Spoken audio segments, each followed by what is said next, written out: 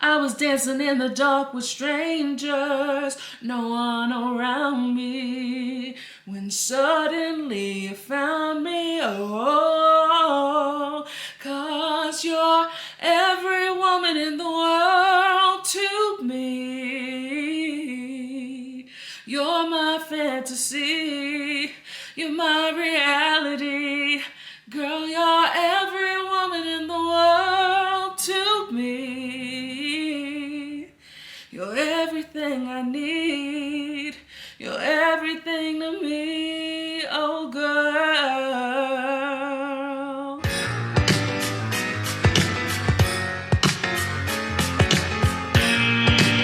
Hello, Home Slices, and welcome back to Sup Media Reviews. Season 2 is here, and we're kicking things up a notch. We're diving into music, TV, and movies from over 20 years ago, plus we're kicking off a brand new YouTube series that's going to bring even more fun your way. This season is full of fresh reviews, special guests, and plenty of laughs. Ready to jump in? Let's get into this week's episode.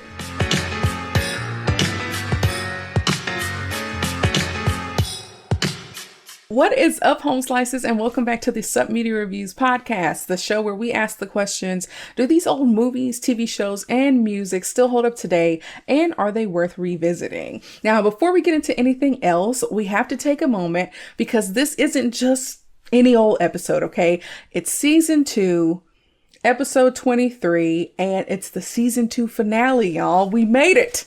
We made it. The fact that we had a season 2 at all is kind of a miracle. So when I came back for season 2 back in October of 2025, after about a year and a half hiatus, I made myself a promise that I wasn't going to do things the same way that I did them in season 1. I was stressing myself out with how many episodes I needed to make, and an episode every week for like over a year, and it was too much. And so I decided when I came back, I was going to have the right structure and a version of the show that I could really be proud of and that did not wear me down. And I think I accomplished that. This season, we expanded beyond film and TV reviews into music album reviews. We launched the Top 5 video series, which brought in some incredible guests and gave us a whole new format to play with. And most importantly, we made the jump from an audio-only podcast to full video. So we are a vodcast now. You can see my face. And I think the algorithm has rewarded me for making the adjustment. So all of those things are a really big deal for me. And of course, we also hit 800 subscribers, which is also kind of a big deal. So yeah, we've been doing good over here. And so season 1, that was from like March of 2023 through May of 2024. And then I stepped away and, I came back wanting season 2 to feel like I was really leveling up. And I think it definitely has done that. And so I want to say a super special thank you to everyone who is subscribed, who is watching, who is commenting, liking, all of that good stuff. It's made me feel really good about the content that I'm creating, and I can't wait to continue on that trajectory. Okay. So y'all keep coming back, and I don't take any of the support lightly. So truly thank you. Now, let's go ahead and get into how we're closing out this season, because if you've been following along for the past month, you know that this is our April Fool's Comedy Anniversary series. It's a run of episodes in the month of April where we've reviewed comedies that are hitting major milestone anniversaries this year. So we've done Car Wash, which turned was it 50 this year? And then Ferris Bueller turned 40. And then Don't Be a Menace to South Central While Drinking Your Juice in the Hood turned 30. And so now we are doing the movie that is turning 20 this year. And we're doing a genre twist, okay? We are doing a horror comedy, which absolutely counts as a comedy. So this time around, we are celebrating the 2006 horror comedy, Slither, which should be super fun. I'm excited. Okay. And so now for this special episode, of course, I needed a special person to join me. And there was really only one person who made sense. Now, this person has been on our podcast for, I think this is their 12th Uh, I've been around. This is their 12th time on the show, and she's a big fan of horror. And as a big sister, it comes with certain responsibilities, okay? And one of those responsibilities is making sure your younger siblings are properly introduced to the things that shaped you. From music, Jesus, from music to food, video games, movies, all of that stuff. I'm consistently recommending things to my sister and putting her on to pieces of my world that she may have missed or been too young to discover on her own. And I think Slither qualifies as one of those things. So I thought, what better way to close out this season and to close out, the April Fool's series than by sharing this movie with her and revisiting it for myself, y'all. So she's a horror fan and she's here. Y'all say a special welcome to Arabia. Say hi, Arabia. What's up, guys? I'm back. We're back at it again. Season finale. Couldn't do it without me. Of course. And Arabia, I know you just launched something new and I want to make sure that the people know about it. So tell them a little bit about your new Twitch channel thingy. Guys, I'm live on Twitch now. You can check me out. I'm Solar Siren 7. I'm right now. I'm just doing cozy gameplay. It was spur of the moment, but I'm doing it. I'm currently playing Loftia. I have a beta test for it, and I think I'll be doing that for like the next 2 weeks before it closes. So come check me out. I don't have quite a schedule for it. It's kind of random yet because this was very sprung up on me. So, but if you can subscribe, and it should notify you when I go live. So yeah, check me out. Yeah, so if any of you all are into Twitch, if you're into cozy gaming, Arabia is your girl. It's Solar Siren 7. That's a lot of S's. It's mainly supposed to be Solar Siren, but I couldn't get this the Solar Siren, so the 7 is just a little past the beat on there. Okay, got it. So if you're into the kind of chill, relaxing gaming streams and you put it on in the background and all that stuff, give her a follow and I'll drop the link down in the description. Now, let's go ahead and get into some fun facts, okay, about Slither. Now, fun fact number 1 is that this movie is the directorial debut of James Gunn, the same James Gunn who went on to direct the entire Guardians of the Galaxy franchise for Marvel, as well as the Suicide Squad, which those movies suck, and who is now the co-CEO of DC Studios. Slither was actually the only non-comic book movie Gunn ever directed. And, this kind of fun full circle moment, both Nathan Fillion, who are featured in this movie, and Michael Rooker, who star in this film, went on to appear in Gunn's Guardian of the Galaxy movies. Yeah. So Gunn, he basically used his directorial debut to audition his future superhero cast. I was like, I know this dude. Who I've seen him before. But something's weird. It's because he wasn't blue. That dude's blue in Guardians of the Galaxy. I was like, what is he? Okay. Doing? Yeah. Mm-hmm. Okay. I actually have never seen the Guardians of the Galaxy movie. They're good. I enjoyed them. They're fun and they're funny. I feel like a lot of people do enjoy them, but I feel annoyed by Chris Pratt for some reason. I love him on Parks and Rec, but once he got into the movies, I was like, not feeling it anymore. I might check him out. Yeah. So anyways, this film also earned Gunn a Saturn Award and a Fangoria Chainsaw Award, which is a pretty strong showing for a first feature. Now, the second fun fact is something that I didn't know, and I'm sure you didn't know this, Arabia, as a person who's never seen the movie. Jenna Fisher is in this movie. She plays Pam Beasley on The Office, and she was actually married to James Gunn at the time, and she wasn't originally a part of the cast. So the actor who had the role originally begged to be released from his contract because he had an offer to shoot a pilot. So Gunn let him go rather than have a performer on set who didn't want to be there. So Gunn swapped the character's gender and gave her a few more lines. And so he put his wife in the movie. Now, by the time the movie came out, she had become immensely popular from The Office. So she was the one who went on The Tonight Show to promote the film before it went out. cool.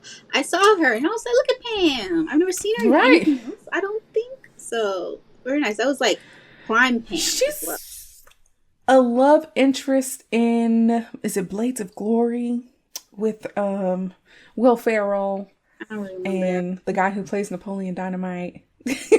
I want to say that may be the only other thing that I have seen her in, besides maybe a few television shows. But yeah, I was surprised to hear that she had been married to James Gunn before. So that's kind of neat. You know, have a husband to put you in the movies. Okay. Are they still married? No, they're not married anymore. Okay. No. Yeah.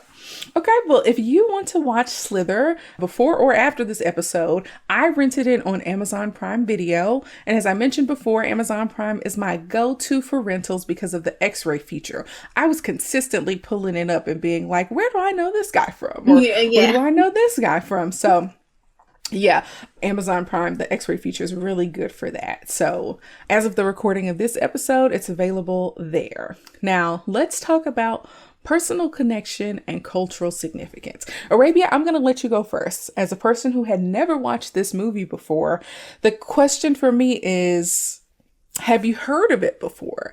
Did you watch the trailer before you watched the movie? And as a person who's a horror fan, where does this fit for you in your fandom? So yeah, I've never seen it before. I had heard of it before. I didn't really know the whole thing of what was going on. I looked it up and I looked at the pictures to see if I maybe had seen it, and I was like, I would have remembered this. I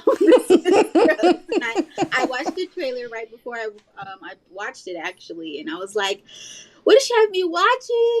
We'll see how this goes. This is also giving me Faculty vibes, but like way grosser. Yeah. So we'll see how it went. And on my scale, it's like one of those fun ones. It was actually funny because I was like, am I in one of those moods, or what they saying actually, am I actually laughing? Like, is this actually funny? I think it is. And so, it's one of those like those fun, silly ones, and it's like around with the Faculty and like Dreamcatcher and like stuff like that, where like these things come and they take over and it kind of gets wild. But this one's it was more funny and not as serious as some of those, but I enjoyed it. Yeah. Yeah. Okay, cool. I'm excited to get into it. Now, I'll tell you a little bit about my history with this movie. Slither came out in 2006, which means I was probably 15 or 16 when I first watched it. And I remember trying really hard to convince my mom to rent it, like probably from Redbox or something, because the previews looked really funny and it had like that comedic horror energy. And it's like when you're 15 or 16, you're developing your own taste in movies and stuff. So by that time, like Napoleon Dynamite was and still is my favorite movie. So I'm like on the comedy tip is kind of where I'm going. And I was like, okay, because it's funny, it's not going to be too scary as a person who's not a huge fan of horror films. So I was like, this is going to be fun. So I watched the movie and I remember walking away with like two things, right? Like one, this is not a family movie. Yes. And two, I'm actually not sure that I got it at the time. Like I only saw it that one time all those years ago. And that would have been back 20 freaking years ago. Yeah. And so when I'm thinking back on it, I don't think I was old enough to understand or appreciate what the film was doing. And I think that blend of horror and comedy just didn't mesh well with me. Either I didn't get it or I was so worried that I had picked a crappy movie for my family to watch that I couldn't fully enjoy it or lean into it. So yeah, I was drawn to quirky and offbeat stuff, but it just wasn't the right time.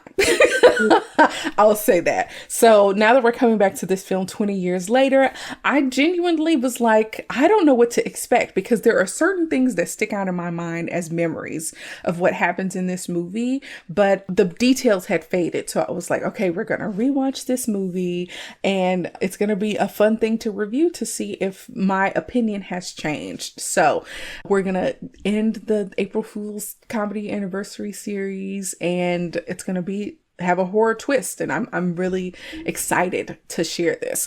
Now, as far as the cultural significance, I don't know if I can call Slither a cult classic. I feel like it's a little bit more niche. Like people may have seen it at some point or another. Is it anyone's favorite movie? Probably not. I think people know what it is, and you may be able to find a small pocket of people who actually really enjoy it. But I don't know that I can quote anything from the films or that there were any standout performances such that it lives beyond just the movie itself. So I feel like the cultural significance of this film compared to a lot of other films that I reviewed is actually kind of small. So I'm excited to talk about this movie.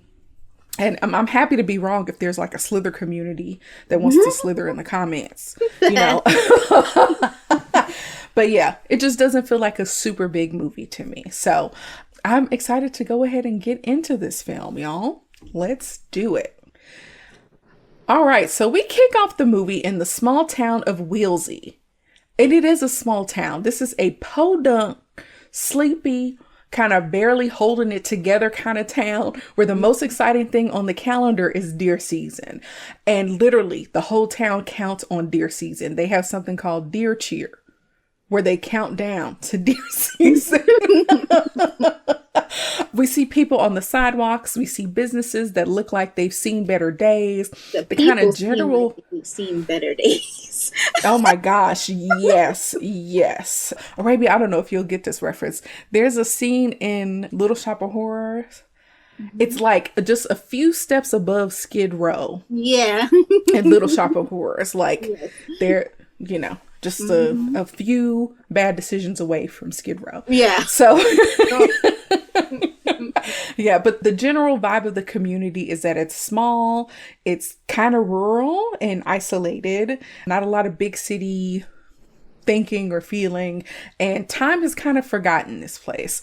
But what did surprise me though is how diverse the town is. There were like a lot of Black people in this town, and I was like, okay, for this little small southern town up in the mountains or wherever the heck they were, it's a lot of non-white faces. So I'm gonna give James Gunn some credit. We got some Black people. The priest was Black. I was like, okay. There's at least one Hispanic, character that we get a reference to later. So I'm like, okay, all of the main cast is white people, but we do have some background Black characters. So I appreciated that. We also meet the mayor almost immediately. His name is Jack McGreedy. He's played by Greg Henry. He is a piece of work, y'all. He is foul-mouthed. He is self-important. He's more concerned about deer season than basically anything else. And he's the kind of elected official who treats every problem as an inconvenience to his agenda. He is very annoying to me in the earlier scenes, but we're going to hold that thought because my attitude about him changes a little bit later. This now, guy plays this yes. version of this character and a lot of other stuff. I don't know if you Yes. recognize him, but yes, he plays a version of that. Almost everything. I could not figure out where else I knew this man from. I for sure know this man. Was he also in Guardians of the Galaxy? No, I don't think so. I know him mainly from Scandal. I don't know if you watch Scandal. Oh, yes, that's right. Mm-hmm.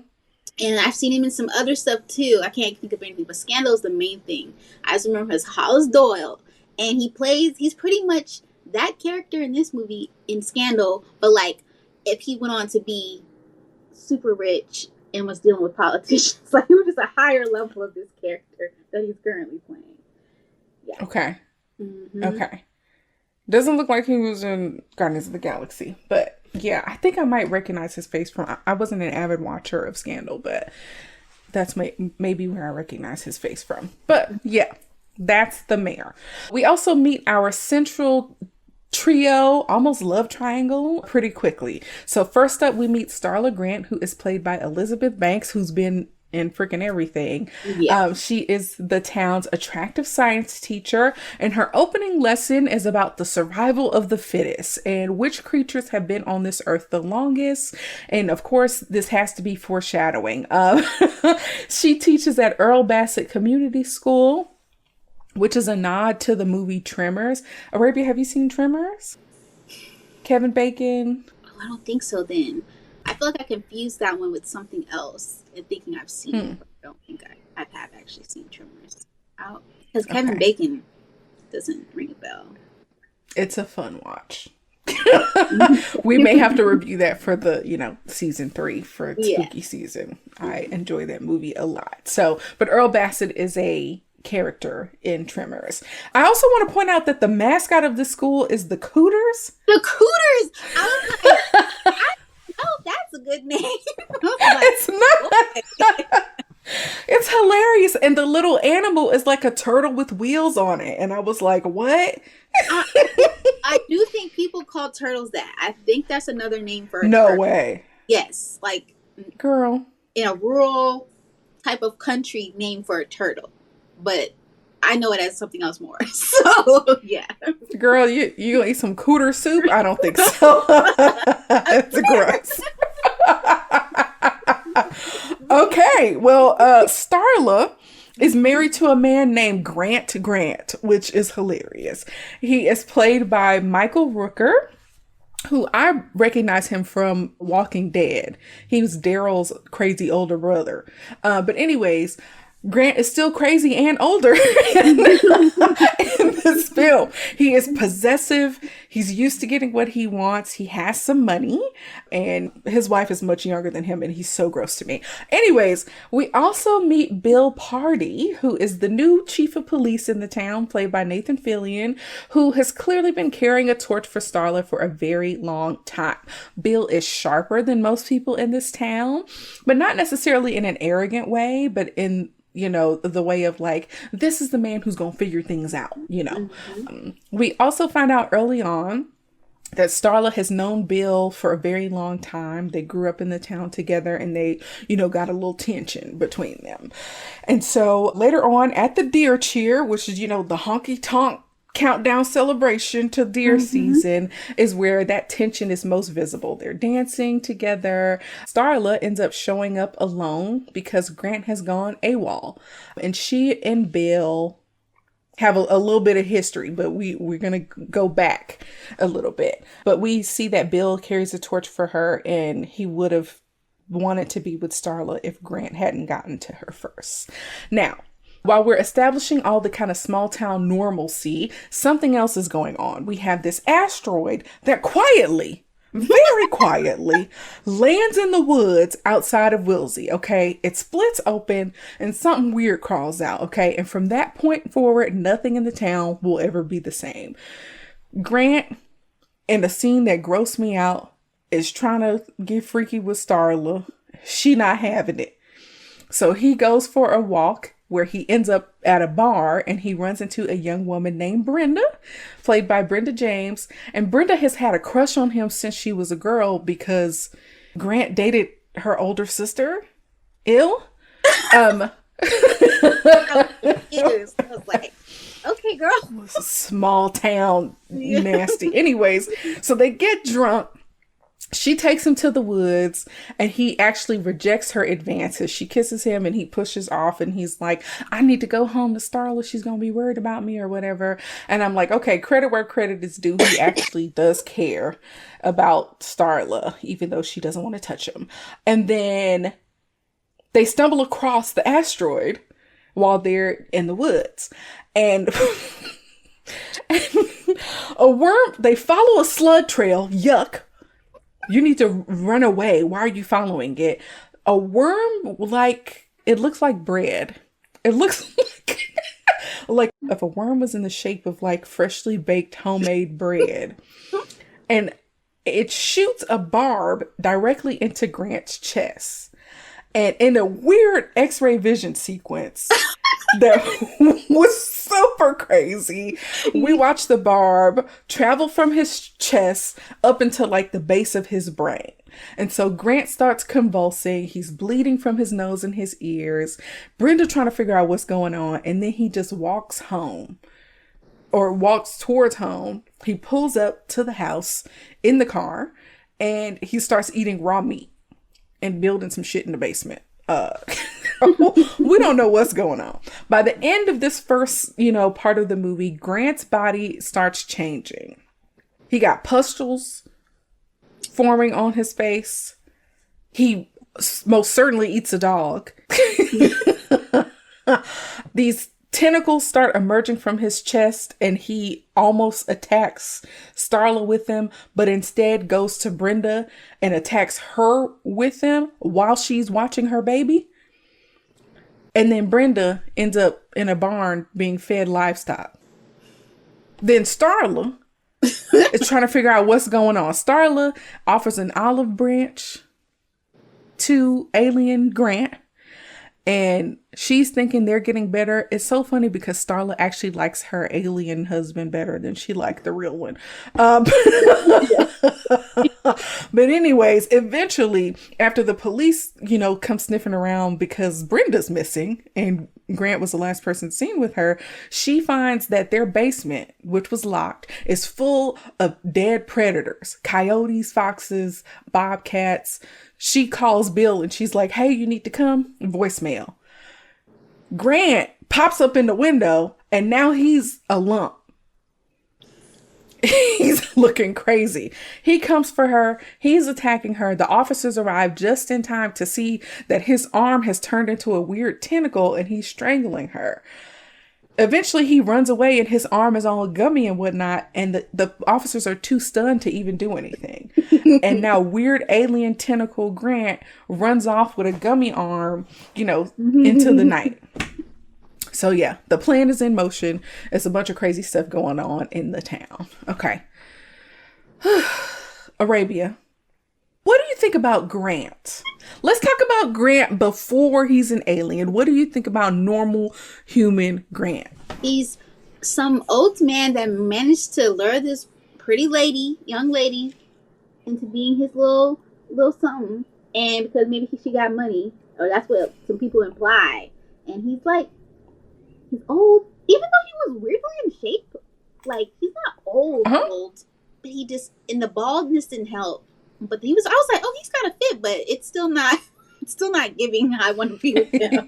And yeah, he just is like a dude that preyed on some younger woman and then managed to convince her to marry him. And it was just like, yuck. Yeah. At some point, we actually learned that she was 17 years old when he started to groom her. Yeah. Essentially. Yeah. And it's like, okay, this man is predatory. Okay. Yes. Like, even before the alien touches him, he's predatory. He is older than her by some significant margin. We actually never find that out. But again, she was 17 years old when Grant came into her life. She was poor. Her parents had kind of left her to fend for herself. I think one of her parents had passed away and the other one kicked her out of the house. And so Grant swooped in with some money and some resources and put her through school, aka love bombing. Yes. And showed up with this overwhelming generosity and devotion at the exact moment when a vulnerable person needed it. Okay. A person whose brain is still literally developing. And, yeah. Yeah. It's crazy because, yeah, he did that. Even though when he first was trying to, get a little piece and she was like, no. And I was like, how's this going to go? Wasn't too sure. But he did leave. And I was at first, I was like, dang, poor Starla about to get hit or something. Something's about to happen. Yeah. And then almost cheats, but then he's like, nah, I got Starla back home. And I was like, all right. But yes. There's some lines for him. 17-year-old, that's not a line. But yes. But cheating and forcing himself, that's too much. That's right. We all have our lines, apparently. Yeah, I guess so. But then we also have to think about, I would consider Grant to also be kind of emotionally abusive because when he is rejected, he guilt trips her. Oh, He's very needy. When she's talking to a coworker, he like almost strangles her to take her away from him. At first, I thought that was her father. When that first happened, I was like, oh, your dad is strict. I thought that was her dad. Yeah. I was like, hey, girl. But I was like, oh, that's yeah. Exactly. Yeah. He's jealous. He's insecure. And so whatever it is that he offered her, the security, their house was actually very nice. To be in this podunk town, she upgraded her life financially. She was able to get an education. She has a job. She lives in a nice house with a pool in a town that don't ain't look nothing going on. Right. This town that don't look like nothing, but she traded it for her freedom. So yeah, that colors a lot of things for me in this story. But let's talk about the asteroid. Are we real quick? Let's do it. Yeah. Oh, it was a perfect nothing's going on in this town. The police are out and nothing's watching, and they just sitting there. And then you see this asteroid come, and I expected like a big old boom, and be like, what's going on?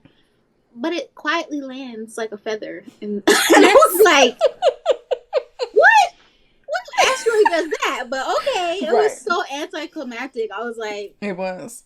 All right, then let's move on, because that didn't mean nothing to them. No, exactly. Yeah. The thing that I find fascinating about the film's setup is about when the alien enters Grant. And so when we think about how the alien is inside of Grant, I feel like you can't tell who's driving the bus. There are moments where it feels like Grant because he still loves Starla. But then there are alien moments where he's just eating raw meat or killing neighborhood dogs. Yeah.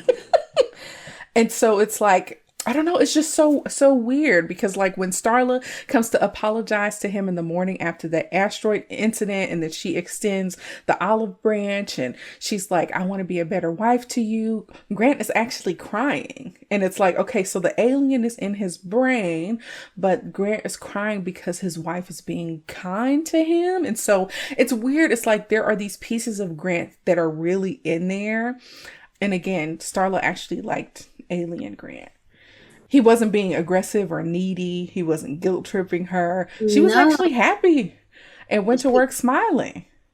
She was like, I feel like he's changed. There was a different side of him. And I was like, girl, you about to see a whole new side of him. You just wait. Also, I was worried if they actually had human sex or not. I was like, girl, what's happening? He did. I think that happened. And I was like, girl, oh boy. Girl, that's crazy. But yeah, I think that's weird. And you know, he had a truckload of raw meat. He ate the neighborhood dog. The scene, I guess we'll get there. We can keep going. We'll talk about that. Yeah. Oh, but so if you had to guess, or if your thought process, what do you think is going on? Is it that this being that's in Grant's body, the alien, is it the alien controlling Grant's body, or is the alien and Grant co-pilots in the body? What do you think about like the distinction between how much is the alien versus how much is Grant? I think the alien's in control, but I think something in Grant is taking over the alien, or showing the alien something he's never felt before, and it's affecting him and making him like become Grant, like almost like fuse with him, but he's still on his mission, but he's like, I think I love my wife. Like, I think that's yeah. So it was like it was like, I don't know if it was quite co-piloting. I don't think Grant was really there, but I feel like his emotions or like his memories was taking over the alien in a way instead of co-pilot. Co-pilot. Yeah. Okay. That's interesting. Yeah, I think it was more of a co-pilot situation. Like I really could not decide, because I was like, this man still really loves Starla, but it's for sure being weird with the tentacles with Brenda and eating raw meat. It was confusing, isn't the right word. I was just really confounded. I was like, what's happening? I don't know. Yeah. When she goes into the basement, I don't know what I would have done if I went in my basement. That was horrifying. That was crazy.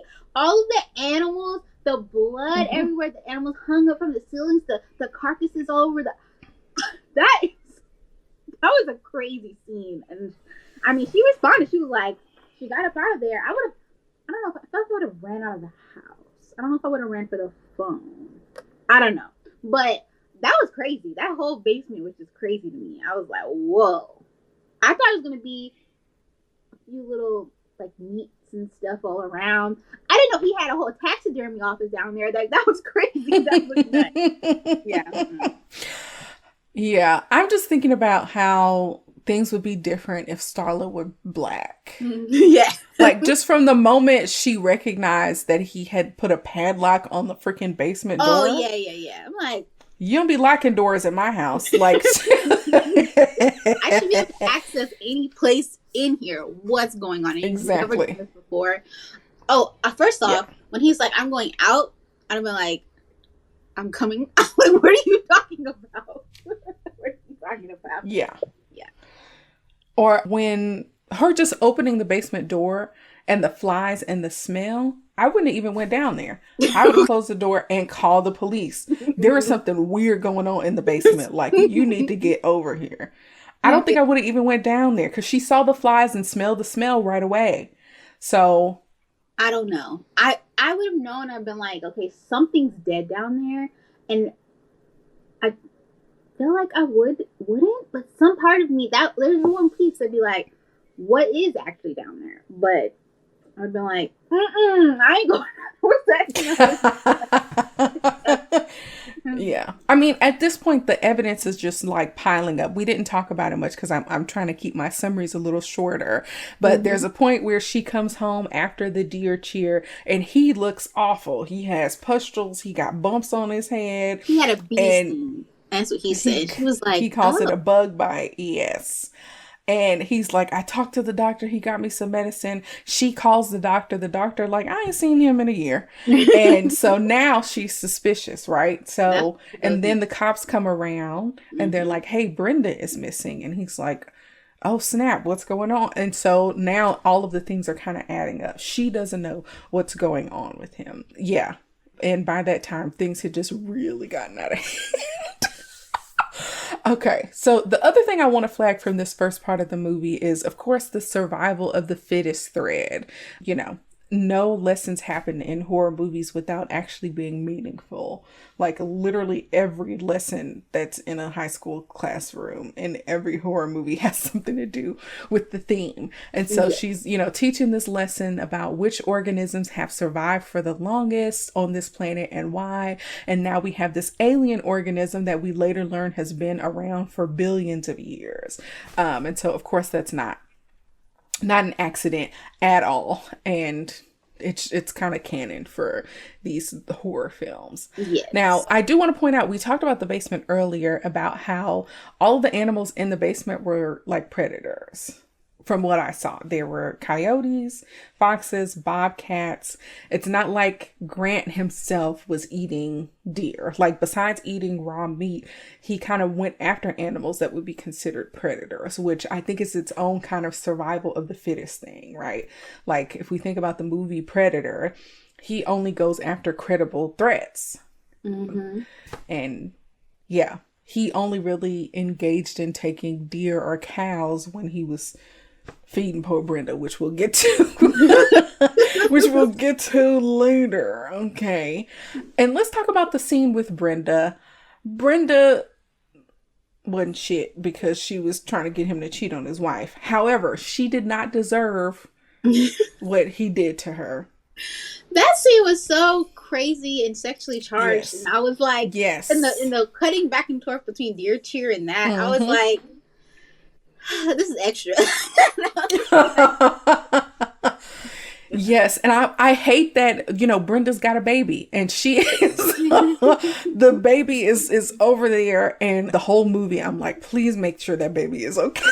Yeah, I was like, is the baby gonna make it? Because he looked at it and I was like, and he looked at it, the baby was playing with a tomato, and I was like, what? I don't think I noticed that. No. When he looked into the crib, the baby was chewing on or nibbling on, like, or playing with a tomato, a beefsteak An tomato. actual tomato? Yes, it was. Because I was like, what is that? And I was like, is that a tomato? It was a beefsteak tomato, and I was like, is this what we give our babies in these parties? I up, but it was funny. I was like, That's hilarious. is it the choice, or did like this baby? The only way to make him agree to this scene was to give him the tomato. I don't know. Yeah. I mean, Grant attacks her, and we see the two tentacles come out, and it starts pumping something into her body. She's convulsing, and then at the same time, we're over at the deer cheer, and the mayor is giving, a speech about how God gave man dominion over animals, and that's what they're gonna do in deer hunting season. And so now we have this thing of like, who's hunting who now, right? And so yeah, it's weird. Anything else you want to talk about before we move on? No, I think that's it. Okay. All right, cool. Let's talk about the next portion of this film. So we pick up 3 days later. Grant and his gummy arm have been gone for 3 days. Okay. Wilsey, the town, is not doing well. Farm animals are going missing across neighboring properties. People are spooked. Deer season is a fail, which, is basically this town's Super Bowl. And it's being disrupted by tales of a squid-like man roaming around in the woods. The mayor is losing his mind about it, and he is cycling through denial and increasingly creative explanations for what, his deputies claim they saw. I feel like he's still really annoying to me at this point, and is still more worried about deer season than his own citizens. So he's just being a butt. Now, Bill, who again is smarter than the average townie in Wilsey. What do you think the people in Wilsey are called? Besides Cooters. Wilsey. If you're from Wilsey, Wilsian? Wilsians. Wilsavanians. Wilsavanians. I don't know. I have no idea. We never find them. I don't know. But Will, he's a little sharper than the average Wilsian, and he notices a pattern in which farms Grant has been hitting and correctly predicts where he's going next. He assembles a ragtag posse that's a mix of deputies, the mayor, a few armed locals who look more like hunters than law enforcement, and they stage a stakeout at the next farm on the path. Now, Starla, like a weirdo, insists on coming with them, convinced that she's the only person who can get Grant to come willingly, because Brenda is still missing. So they're like, we have to bring him in alive so that we can make sure we get Brenda. Bill lets her, even against his better judgment. She also feels guilty for not saying something sooner when Grant was showing symptoms and something was clearly wrong with him. Among the deputies is the only female officer, Margaret, whose sexuality becomes the subject of a comment from the mayor that we'll address later. And I was like, I have never heard that turn of phrase, but it was very interesting. Now, the target farm that we're at belongs to a family. There's a husband, a wife, a teenage daughter named Kylie, and a pair of young twins. They look like twins. And while the posse is setting up outside, we get this quiet moment inside the farmhouse where the twins are reading Goosebumps and Kylie is soaking in the tub and everything feels normal until it's not. I was like, them reading Goosebumps, that brought back memories. Now, right on cue, Grant arrives, and Grant is not Grant no more. He is a bubblegum with tentacles. He has teeth running up the side of his face. He kills a cow with his tentacle and starts dragging it into the woods. Now, Starla calls out to him. There's a Pokemon reminds me of a little bit. Is it Grimer? Wait, there's a Pokemon that reminds you of him? Grant. He's like a mixture of Ditto and is it Grimer? What is that? What is his name? Like a blob looking thing? Oh. Yeah, Grimer. I can't really. That's his name? Grimer? Grimer. Yeah. But like with tentacles. Yeah. And pink and gross. Yes. He's gross. Yeah. But anyways, they start following him because Starla is running behind him. And I'm like, girl, you don't know what this is. She calls out to him. He kind of responds. He only growling. He not really talking these days. And then one of the posse members goes rogue, starts mouthing off And he's like, I don't care what kind of leprosy you got, which I thought was hilarious. And Grant uses a tentacle to split him clean down the middle. Everybody opening fire. But I do want to say that Starla did try to appeal to Grant and was like, I'm your wife. Marriage is sacred. I'm going to stick beside you. We going to get you some help. And then he killed that man and all bets were off. Everybody starts shooting. Grant literally slithers into the forest, which was very freaky and gross. It was gross. I was like, I'm not running after that. And cartoony. And the posse follows him because they don't want to lose him in the forest. They follow a trail of goop and all of that stuff. And they end up finding the barn that has Brenda inside of it. Brenda is a blob with a face and some little hands and feet. Y'all remember what Oompa Loompa Doopity, the girl that blew up to be is it the blueberry or something? Or what Harry did to his aunt Petunia or whatever her name was. Yes. Yeah. Exactly. That's exactly what she looks like. And she's hungry. She has been fed livestock and other animals from the forest for days and has swelled into a massive round blob with a face. She's in agony. She's super hungry.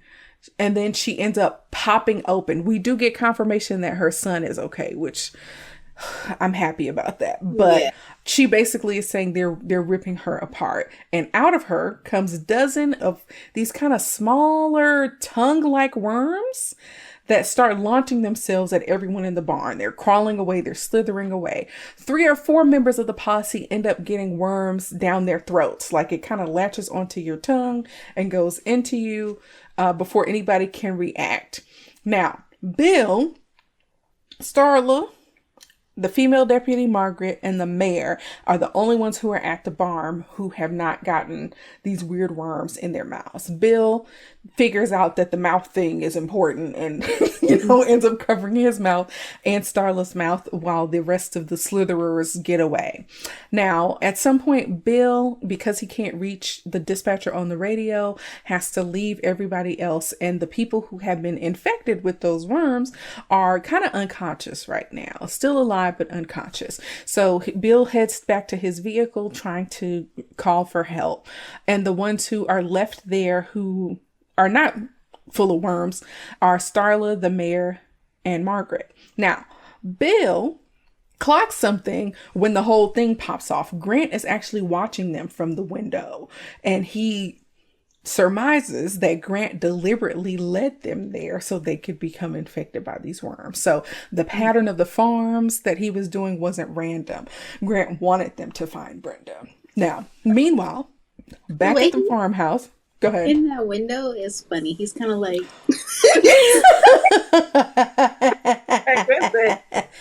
Yes, exactly. Yes. Now, meanwhile, back at the farmhouse, Kylie ends up getting attacked in the bathtub by one of the worms. In the process of fighting it off, she's using her freshly done nails to grip it, which is ridiculous and effective. And she ends up receiving what I'm calling a download. She is getting these visions of the alien on other planets and seeing how it works on other planets. She is seeing visions of what has happened with this alien since they've been in Wilsey after the asteroid launched. And she's able to unlatch it from herself and she burns it with a curling iron. She ends up getting out of the bathroom, but only to discover that her entire family has already been infected by these worms. The worms are everywhere, y'all. She ends up having to escape out of a 2nd-story window and jumps down and ends up hiding in the family car while the worms cover the car, and eventually her infected family members surround her, trying to get in. Now, back at the barn, the infected posse members end up waking up, and all of them are speaking as if they are Grant. So there is a hive mind situation going on. One of them is kind of holding Margaret hostage. And Wally is an older police officer. And so he's the first one to wake up and he's talking to Starla as Grant. And she is freaking out. And he is laying it on thick. He is saying some very interesting things about how he's only acting in accordance to his nature and how he didn't want to tell her what was going on with him because she would leave him. It's very insecure, normal man stuff. But Starla is freaked the F out, okay? Especially when she sees that all of them are Grant. When Starla threatens to shoot him, Grant, who's speaking through Wally, is like, you know, this is a sacred bond. I'm here to protect you and you need me and don't betray me. And she shoots that man in the head. And the worm comes flying out of him and she and the mayor run. Also, Margaret got sprayed with some weird gooey acid and ends up dying. It's gross. Okay. Now, Bill, who is making his way back through the woods on his way to the car, finds Kylie at the farmhouse and basically rescues her from her infected family and the surrounding farm people. He ends up spotting the mayor and Starla emerging from the farm, and the mayor ends up being tangled in some barbed wire. And right as he is about to be attacked by an infected deputy, Bill uses his car to strike the deputy, and Starla finishes him off with a metal stake. The mayor calls her hardcore, and the four of them, Bill, Starla, the mayor, and Kylie, pile into the police car, and we realize that the infection has spread a little further than any of them realized. And not everyone still knows what they're dealing with at this point. So we'll stop there and get into the discussion. Arabia, let's talk about Grant's new look. First off, I would have never been out there waiting for him in this trap. But when they show everyone sees him and they're all like, what the F is that? I would have been like, I'm gonna go, because what am I gonna do about that? And their immediate thought wasn't to start firing. I was like, why are we not shooting him? And she's like, I want to talk to him. And I was like, I don't think you can talk to that.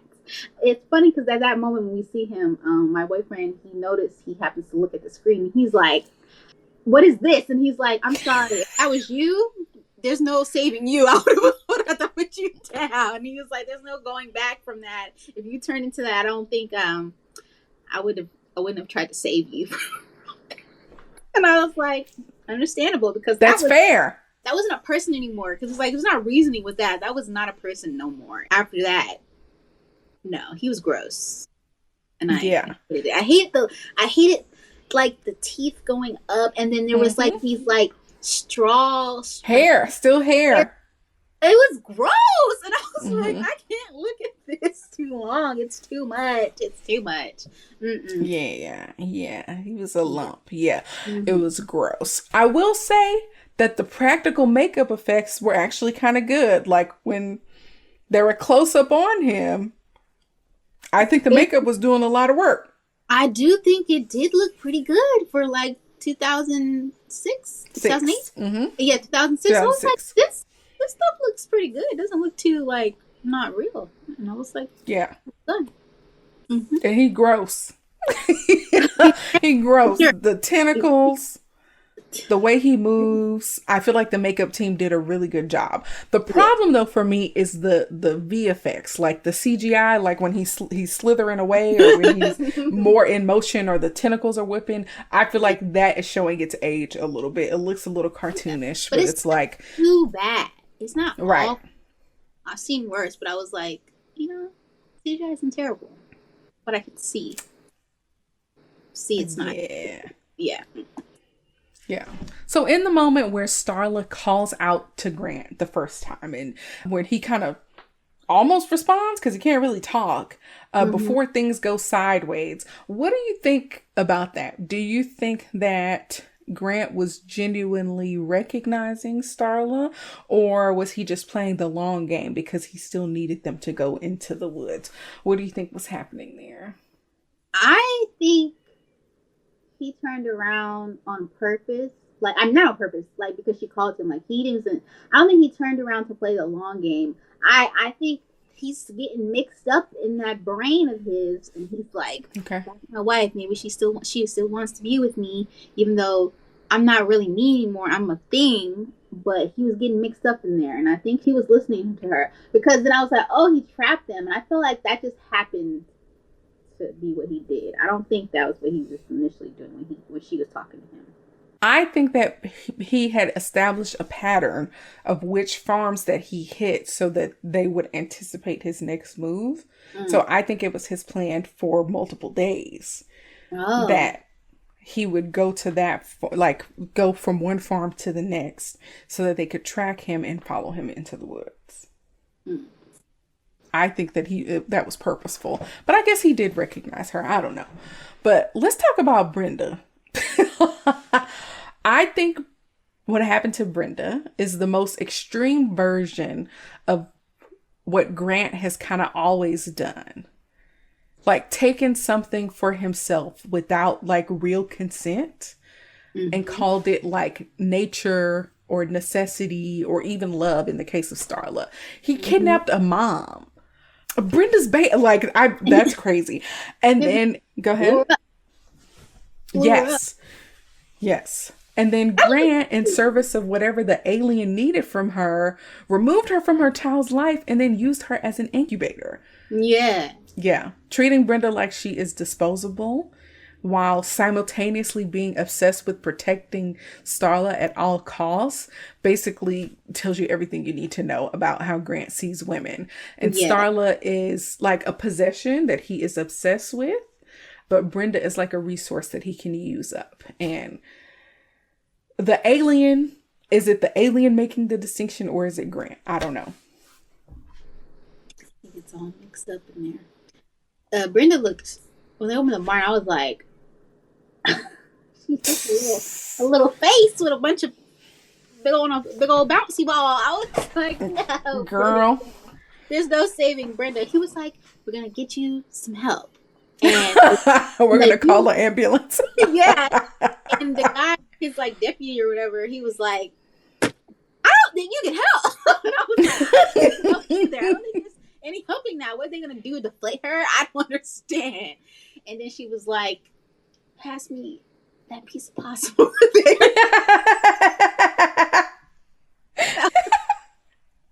Oh no. At least she didn't ask about her child. She was like, wait, she asked if the baby was okay, and he was like, your son's fine. And she was like, I don't feel too good.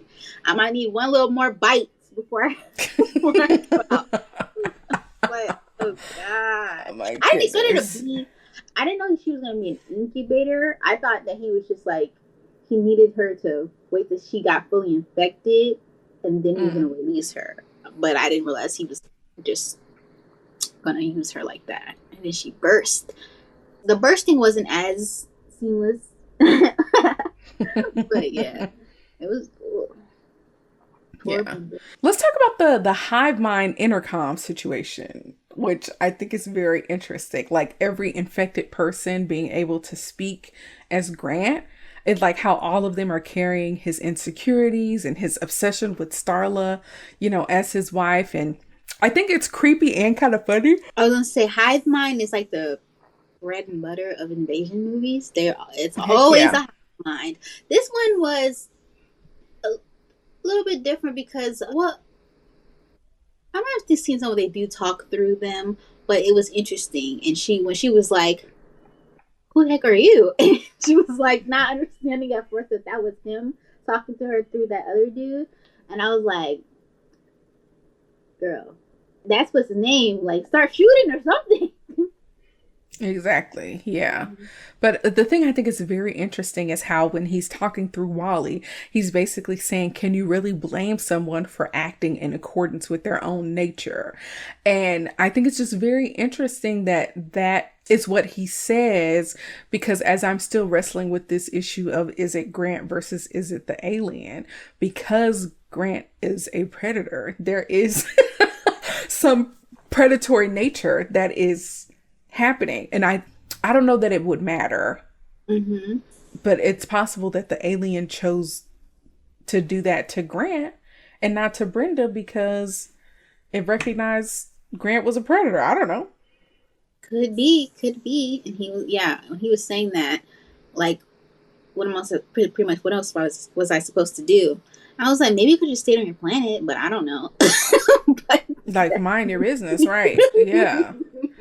But I think it was just very interesting because I feel like that's something that abusive people say to their victims sometimes about like, oh, this is just who I am. I can't help it. You knew what you were getting into. And it's like, this is like the type of stuff people hear in real life. And so now that it's coming out of this worm infected deputy, it's like, just very interesting the nature of like a predatory person or creature and how it's parallel between predatory human versus a literal alien versus predator. Yeah. Okay, let's see. That's might be why he was getting all mixed up, because there was a connection to him and the alien in Grant. That's why you're saying they're similar. And then that's maybe why he was like, their minds were mixing, and he was like, this is my wife, and like, I want her. So that could be why. That's possible. Yeah. Yeah. I do want to name something that doesn't hold up well. Margaret, the only female deputy in this movie, is revealed to be a lesbian. And one of the other deputies says that she packs a box lunch. So the mayor asked the deputy, like, hey, have you and Margaret ever, like, hooked up or whatever? And he's like, no, Margaret packs a box lunch. And I was like, what the heck is he talking about? I think according to Urban Dictionary, it means she's a lesbian, which I was like, oh my gosh, I have never heard this term before. And then later the mayor calls her a lesbo. And I'm like, oh my gosh, like this man, like that does not hold up for me. Yeah, I think that just like, I was like, I don't know what the heck he's talking about. And I just pushed past it. I didn't look it up. I thought maybe this is some term, I don't know, some weird world slang I don't know about. So I just kept moving and I just didn't process it. Yeah, I had to look it up. I figured that it was what it was, but I was like, I've never heard this before. And I mean, the character who's saying it is like kind of irreverent because it's the mayor and he's inappropriate or whatever. And it's like, you can't get away from these movies without a little homophobia. Same thing in The Faculty. But there we go. Now let's talk about the mayor. Once we get to the part of the story where they are understanding what's happening with these aliens, this man becomes my favorite character. The mayor is a butthole in the beginning. He's annoying. He cares way too much about deer season and less about, his constituents. But when the worms show up, he goes from being this self-important a-hole who was annoying to me to being the person in the room who is having the most honest and human reaction to this insane situation. He is hilarious. Yeah. There's a point where he's like, if I turn into a mollusk, I'm gonna sue. So funny. There are a few things he said, and I was like, this is funny. Yes, once he figures out kind of what's going on, he is chaotic, he's unprepared, he's overwhelmed, and it makes him more relatable in the story. And I actually really enjoyed the mayor once things kicked off with the worms. Oh, and let's talk about Kylie, right? We have, teen girl. Of course, we have to have her in the tub because teen nudity. Yes. It is also a nod to Freddy Krueger, yes. Yeah. She's carrying a lot of the film's actual kind of plot mechanics because she's the one who gets the alien download while she's fighting a worm in the bathtub. Acrylics have never saved anyone's life in a horror movie until now. So that's fun. Her nails. Shout out to her nails. Exactly. Yes. Which, I mean, the town is diverse. They got Japanese people too. So but yeah, she watched her entire family get infected and come after her. They were being creepy. There was something that her dad said as Grant. I don't know if you picked it up while they were trying to attack her in the truck. He was like, Uncle Grant is going to show you something. And I was like, ew. I didn't hear that one because I just heard the other. So gross. No, I didn't. I was focusing. I remember I feel like the little girls the actors are having a lot of fun playing. Like they were really enjoying what they were playing as, and then the mom was like, "It's family fun time." But I did not pick up on that. I didn't hear that Uncle Grant statement or remember it. I was like, "How is he still rapey as an alien? Gross." Yeah. my gosh. But yeah, things are kicking off, y'all. The worms are out. The juice is loose. Yeah. And now people are starting to get infected. They're loose. When she got the download, I was like, oh, so weird. I was just like, oh, this is interesting. So she has like I didn't know if she was going to get like, how do we defeat this? Or like, it doesn't like water, it doesn't like fire, but it just mostly was just explaining what the heck it does and where it came from, kind of. Yeah. Yeah. Essentially. Okay. All right. You ready to move on to the last part of the film? Let's do it.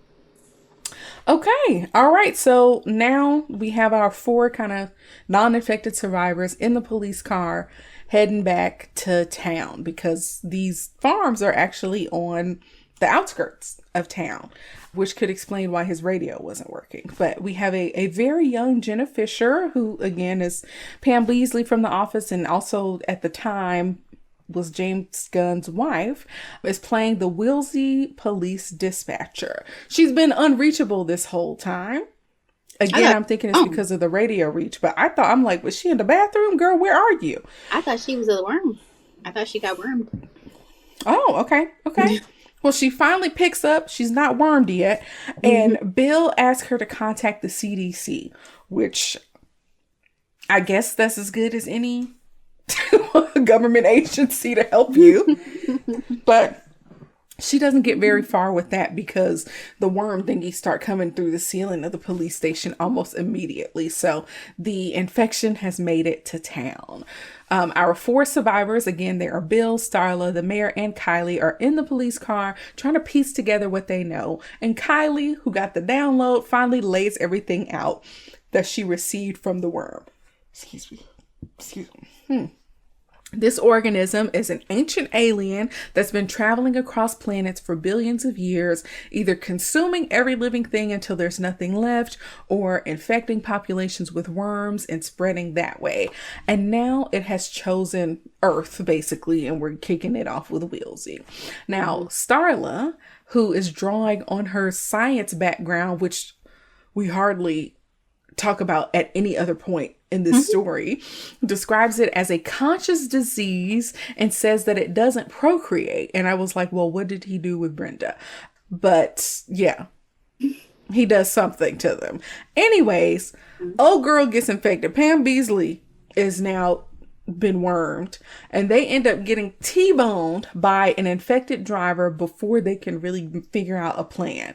And so an unconscious Starla gets taken by infected townsfolk back to her house. Bill wakes up, saves Kylie from the back seat, but he ends up losing the mayor in the chaos, and the mayor gets dragged off to the house too. Bill heads into the police station to find a grenade that we saw earlier, Chekhov's grenade, apparently. And his theory is that if he kills Grant, that he kills everything that's infected or connected to him, which the hive mind situation is typically how that works. So inside the station, the power is out, the communications are down, but there is an infected deer eating someone in the corner. Y'all, that deer looked horrible. That deer looked like Master Splinter. And the deer is attacking and biting Bill. And Kylie, who sees the commotion, comes in and saves Bill from the deer by beating it with a fire extinguisher. But if you ask Bill, he saved her. At some point, it looked like a person was in a deer suit, like boxing him. And I was like,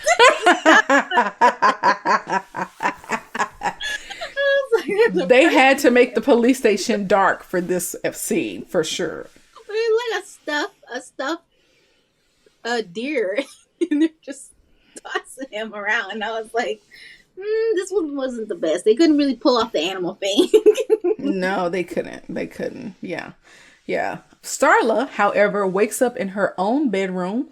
The infected townsfolk have been attending to her. They clean her up, fix her hair, they put her in some lingerie, they board up the windows so she can't escape.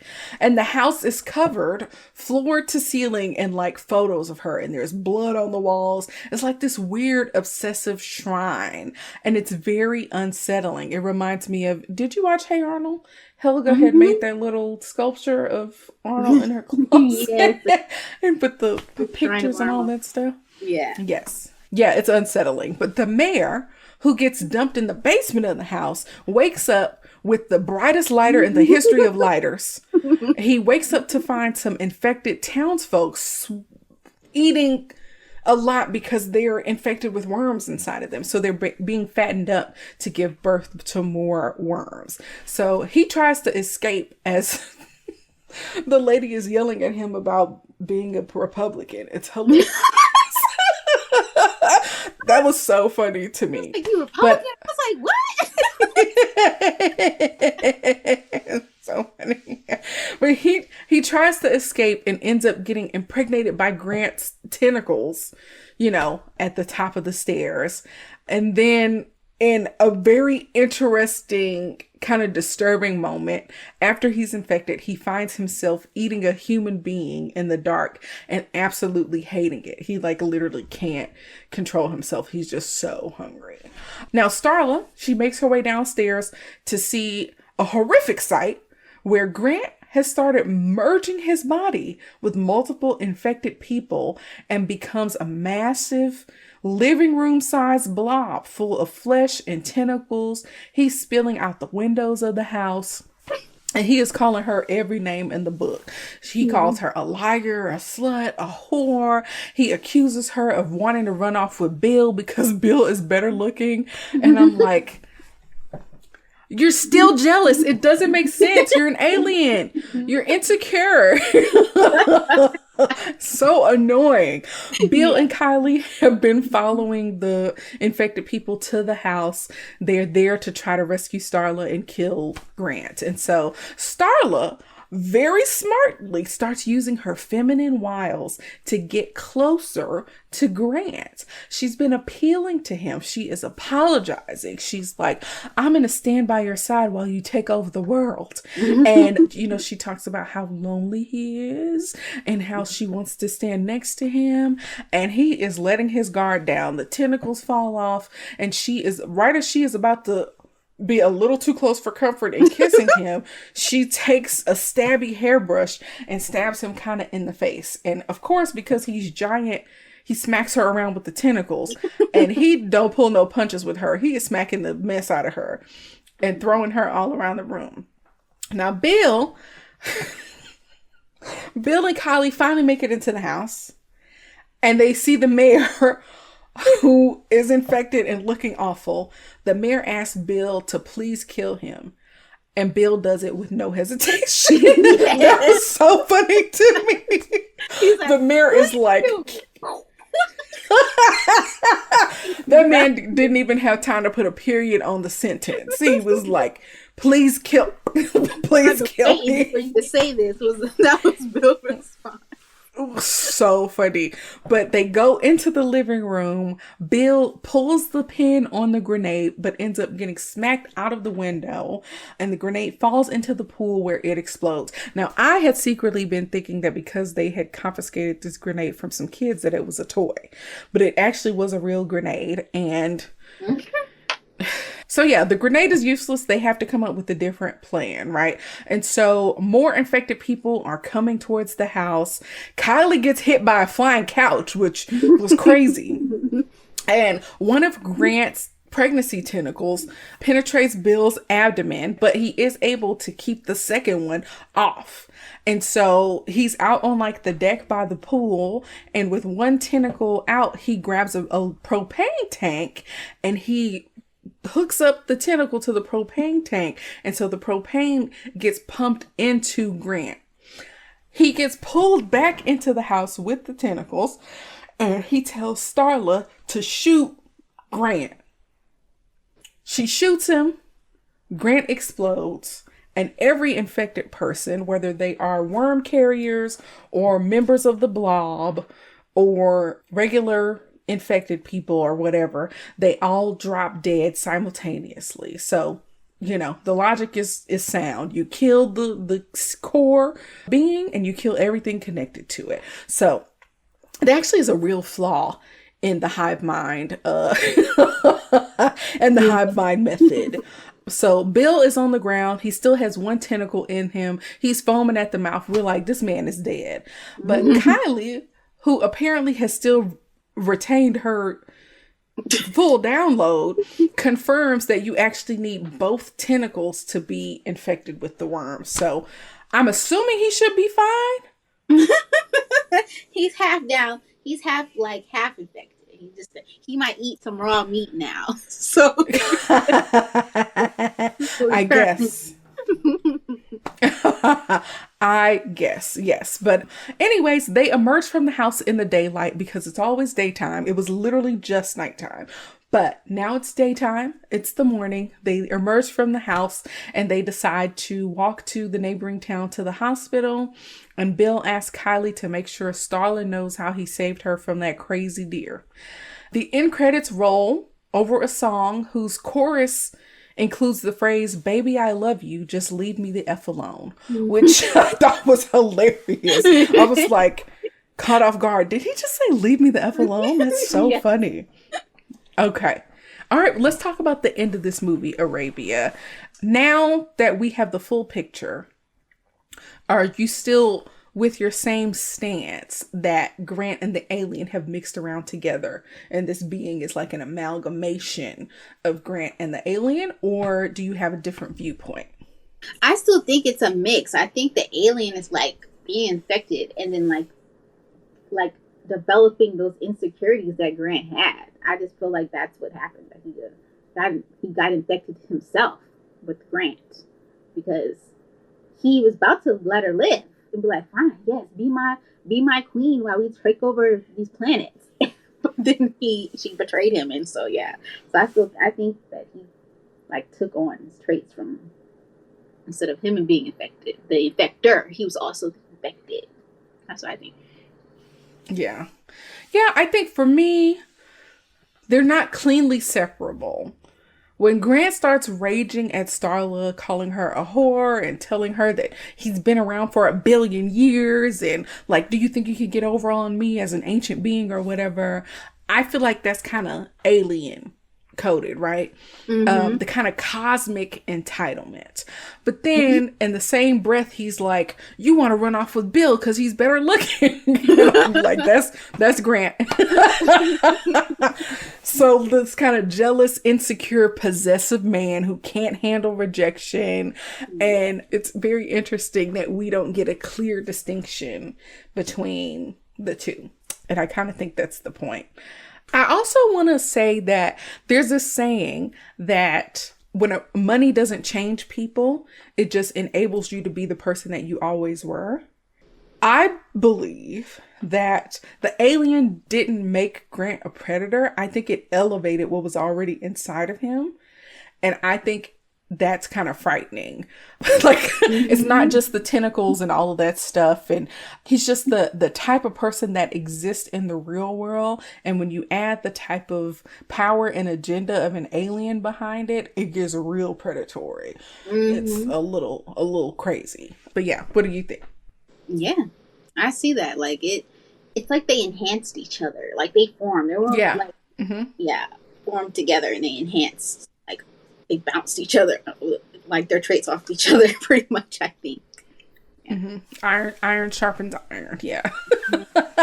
Yeah. But I also want to talk about Starla because we think about where she started. She was 17 years old. She was poor, abandoned, trying to figure out how to survive in the world. Grant swoops in with the money and the resources. And, you know, she was love bombed and, you know, she got to live a nice life and was devoted to him and grateful to him for doing that.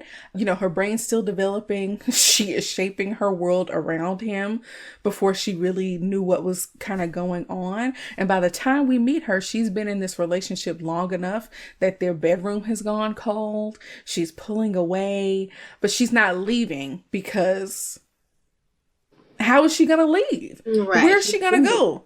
Mm-hmm. To Podunk City? You know, where is she gonna go? To the Wilsey Community Center?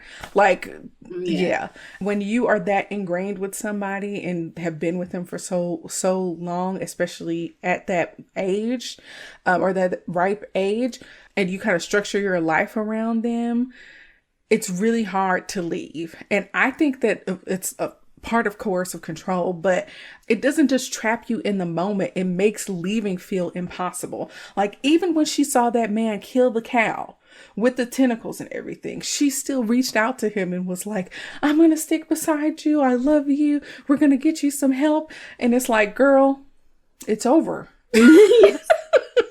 But you can just see how, you can just see how much she still wanted to be like a good wife to him. And it's like, girl, you're brainwashed. Mm-hmm. Yeah. Absolutely. Yeah. And I think one of the things that's very interesting that this film does is that Grant is not a monster 100% of the time. He ends up rejecting Brenda when she tries to, kiss him. He holds back from attacking Starla in the shower because some part of him still loves her. In those earlier Alien days, he's gentler and nicer to Starla than Grant actually is. He's more present. She liked him better.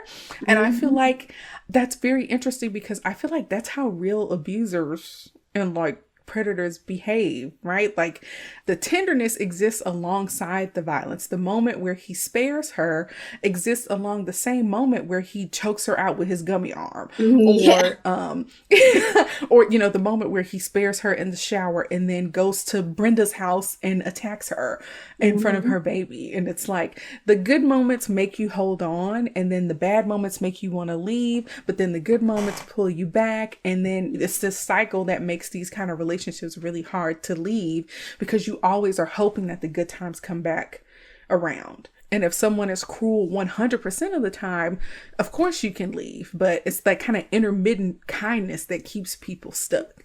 And so I think that's something that I saw, and I thought the movie did a good job of having Grant have some level of redeeming qualities. I agree. Okay, cool. Let's talk about when Starla picks up the gun and shoots Wally. Or when she stabs Grant with the hairbrush, or when she ends up pulling the trigger at the end to blow Grant up. It's not just the horror movie ending. This is like a survivor writing her own way out of the story. Yes. And I think it was really important that the grenade didn't work, and that it wasn't Bill who actually killed Grant. It was important that Starla did it herself. Yeah. I think when she shot, what's his name, it was like she's starting to stand up for herself and fight for herself. And I was like, I did see that. And she was complaining about it. And then when she saved the mayor, and she was like, she was more like, yeah, I want to kill this because I want to live, but also more like, I'm sick of this, I'm sick of something. Like, she had some more aggression there. She was killing that other person. But yeah, I agree. And I like that she blew him up. Just for taking my youth. Pow! Yeah.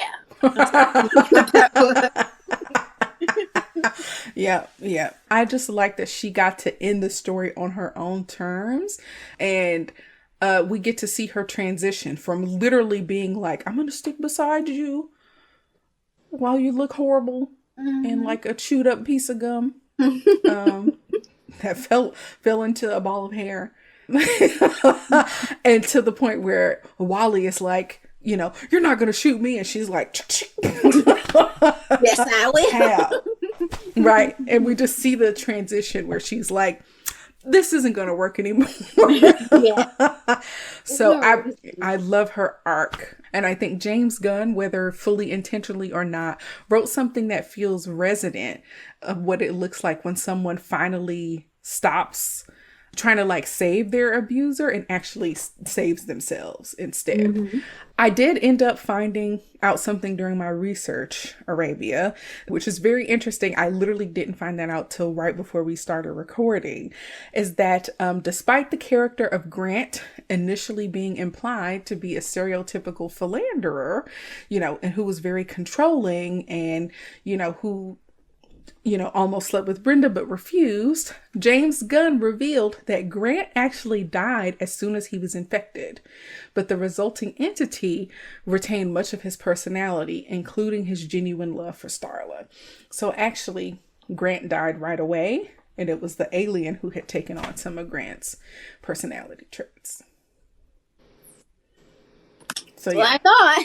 That's what I was saying. Grant was gone. Yeah, he's gone. I feel like he's not really there anymore. I think this alien is somehow getting his stuff. Yeah, that was what I was thinking. Yeah. But yeah. Okay, maybe the last thing we'll discuss here. Let's talk about the mayor a little bit, y'all. Again, he's one of my favorite characters in this film. He started off annoying and then went on to be my favorite, basically. When he talked about that Mr. Pibb. Yeah. Girl, I was cracking up. So there's a point in the story where they're in the car heading back to town, and he had asked for a Mr. Pibb to be packed, and he didn't get the Mr. Pibb. He was talking about all the stuff that's going wrong. There's worms, there's missing cattle, my friends got killed, and now I don't have a Mr. Pibb. Now I don't have a Mr. Pibb. Oh, God.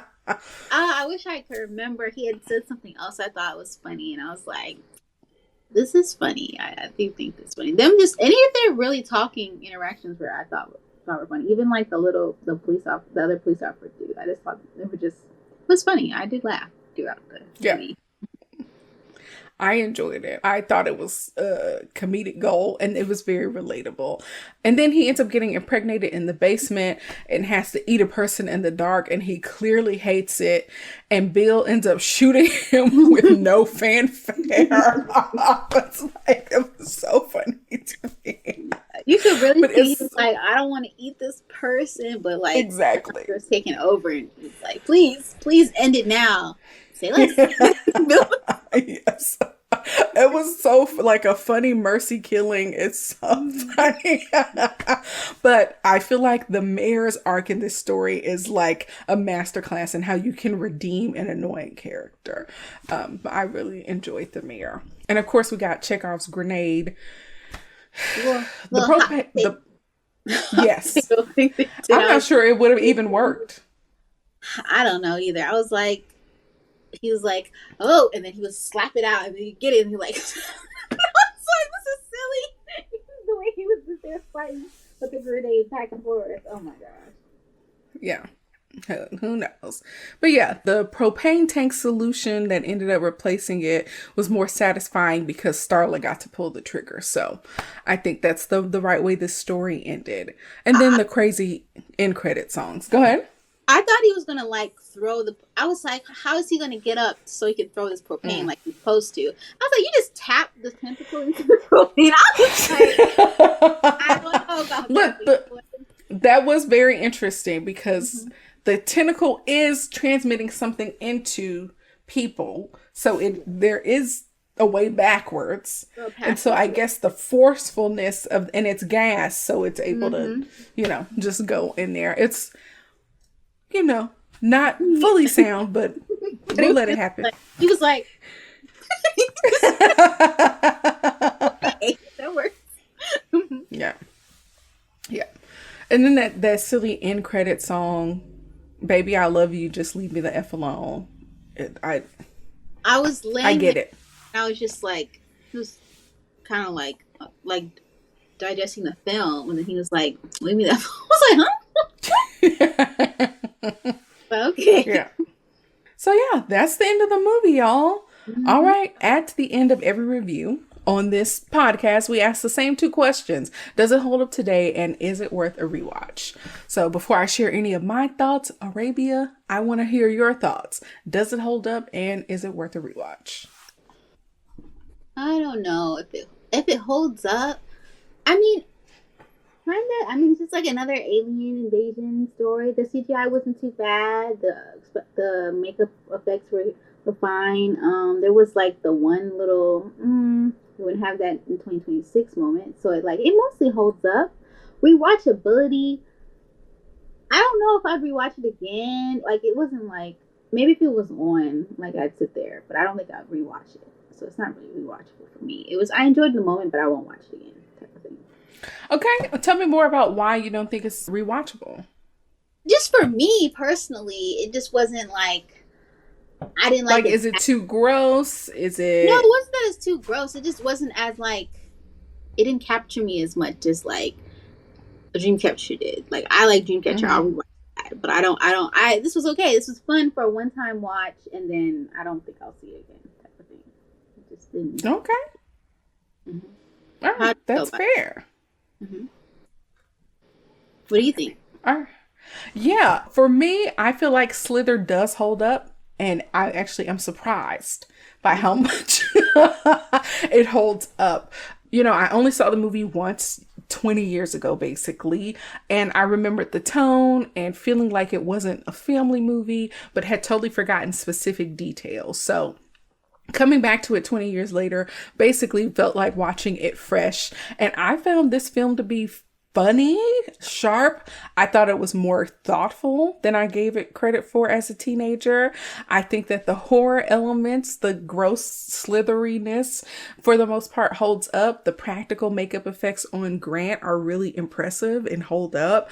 Whereas the more CGI, slither away stuff, not so much, a little cartoonish, but it's not too bad and they don't dwell on it too hard. Also, Right. the deer.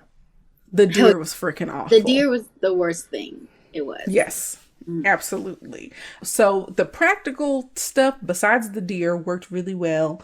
The digital stuff didn't work so well, but I think that, it's technology back 20 years ago and it doesn't sink the film at all.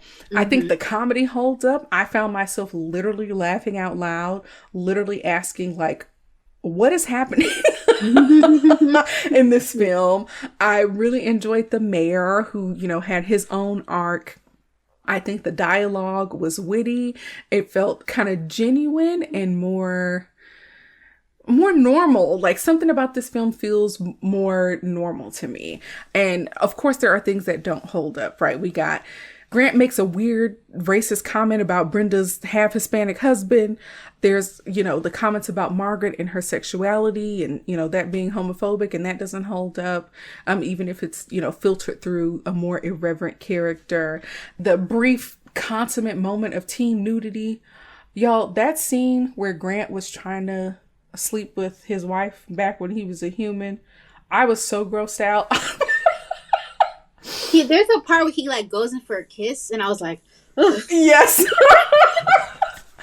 And it's nothing against the actor or anything. No. He is a fit older man, but just in that moment, it's like, look at this ogre trying to kiss this blonde dainty princess, and she hates it, and she's just not into it.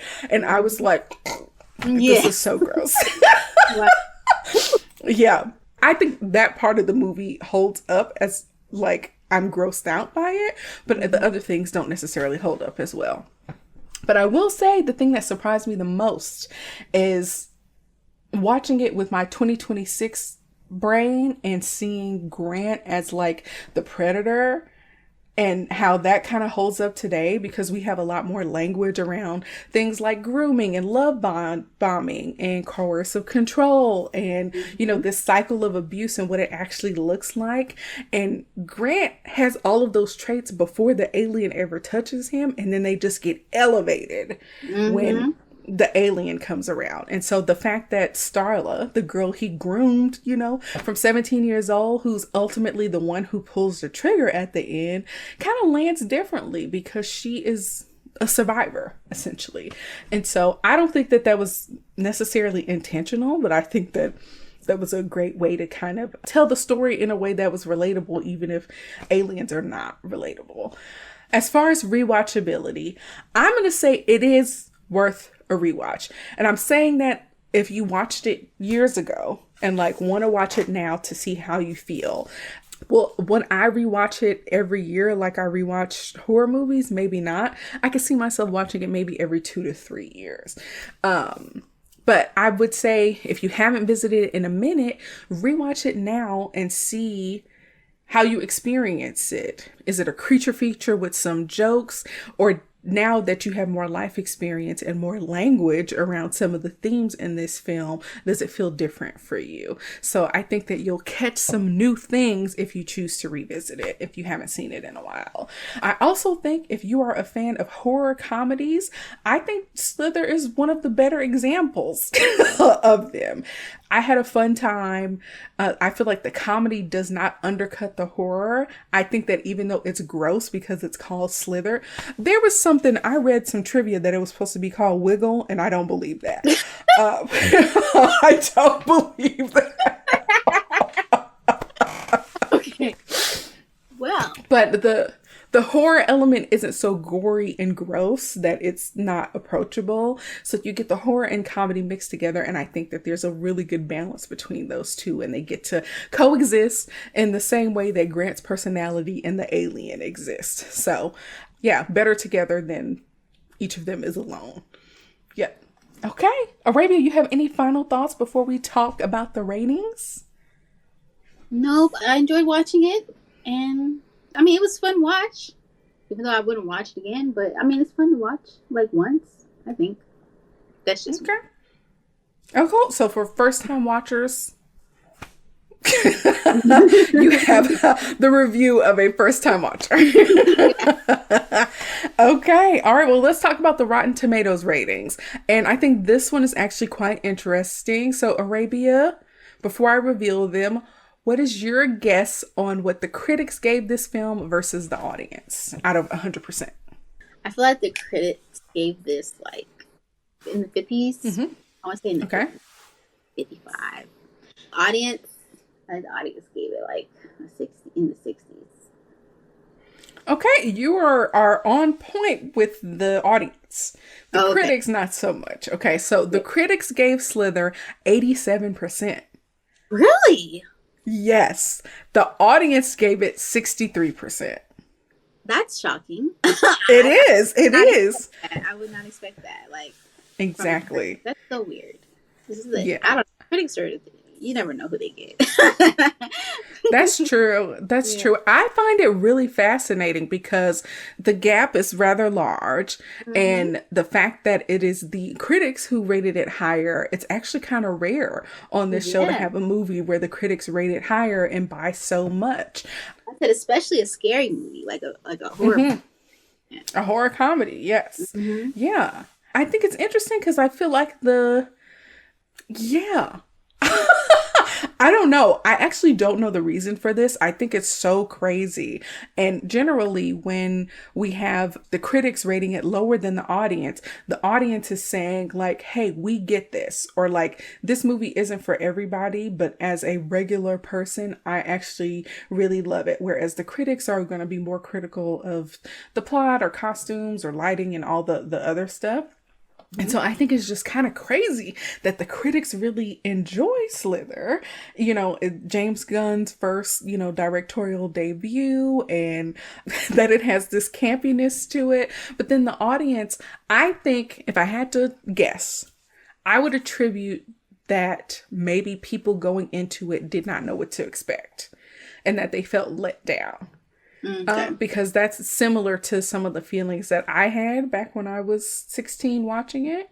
Okay. And so I think there was an expectation build up and then the movie did not exceed that expectation. Maybe because there was too much comedy infused and they weren't expecting it or whatever. So that's my best guess. I agree. Mm-hmm. But yeah, the critics got it. They recognized what James Gunn was trying to do. And so they rated it higher. So yeah, for me, this is one of the rare episodes where I actually agree more with the critics than the audience on Rotten Tomatoes. Arabia, if you had to rate this film, what would you give it out of 100? I'd give it a 60. I'm more with the audience. Or the... Okay. Mm-hmm. Okay, yeah. I'm with the the critics. I actually really enjoyed revisiting this. I would give it like 88, 90, something like that. Like, I came back to this film after 20 years, expecting to feel similarly to how I did back then and all of that stuff. But I found that this film was a great rewatch. It was funny. It was gross without being too gross. There was a happy ending, which is something that I always enjoy. And underneath all of the tentacles and blobs and the rat deers, it has something like, it has a message about predatory behavior and what it looks like. And I'm pleasantly surprised. So yeah, about 88, 90 for me. Yeah. Cool. All right. So now I have to take a moment before we close out because, again, it's not just the end of this episode, it's the end of season 2 of the Sup Media Reviews podcast, and I can't let that go by without saying something. First off, I want to say a super special thank you to Arabia for being here, and not just for joining me today, but for joining me on multiple episodes and being super supportive of Sup Media Reviews in more ways than one. So, Arabia, say bye to everyone. Bye, everyone. See season 3. That's what I'm thinking. I'll be there. I'm always down. And I also want to say how proud I am of my big sis for coming back strong with a season 2 that was really good. A great lineup of movies that she reviewed. Adding the top 5 and reviewing albums was like unexpected and like really good. And all of those collaborations were so well done with other creators, and it was fun. It was funny. She did a really great job, and I really enjoyed this season. I enjoyed being a part of it, and I'm proud of you. I'm proud of you, girl. Like, keep at it. And thank you. Thank you so much. You're welcome. I wasn't expecting her to say any of that. So thank you. Thank you so much. I appreciate that. And I'm also proud of you for starting your Twitch streaming journey. So tell them once again where they can find you. You can find me on Twitch. I'm Solar Siren 7 if you want to watch some cozy gameplay. Currently playing Loftia if you've heard of it or you're interested in it. And it's new and I'm trying it out and I'm enjoying it. So come check me out if you can. I'd appreciate it. Yes. Let me know if you come from Sup Media Reviews. That'd be awesome. Oh, that would be super neat. Yes. A cozy crafting game sounds like what I need after watching Alien Worms. So make sure you go over and follow her, turn on those notifications, and show her some love. And to everyone watching and listening, again, thank you so much. I am genuinely grateful for everything we've been able to do in this season. It's been quite the ride. And, when we came back in October after being gone for, a year and a half, I made myself a promise that we were going to do things differently, and we did. And I feel like things have gone really well. Again, we crossed the line of having 100 subscribers here on YouTube. The podcast itself, the audio version, has almost 3,000 downloads, and all of that, happened because of the support that you all kept showing. So thank you very much. The season is ending, but the content isn't stopping. Okay. So during the off season, we will be periodically dropping a few little things on YouTube, y'all. Okay. I'm going to be dropping some top 5 episodes, and I'm not going to lock myself into a rigid schedule because it's my off season. Okay. And so make sure that if you're on YouTube that you hit the notification bell so you can be made aware of when these little bonus episodes pop up during the off season. Okay. And there's going to be plenty to keep you busy. And we have almost 80 episodes of me reviewing TV, music. I'm sure no one here has watched all of them. So make sure you go and check those out in the meantime. And so we'll be back on Tuesday, October 6th, 2026. We'll be back for the spooky season. I haven't lined up everything just yet, but stay tuned on all of our social media platforms so that you can know when we are coming back or when we drop a special episode. You can find us on YouTube, Instagram, TikTok, Facebook, and Pinterest, all at Sup Media Reviews. Come hang out, leave a comment, tell us what you thought of Slither, and we'll be back in season 3, y'all. As always, thank you so much for watching and listening. And until next season, peace out.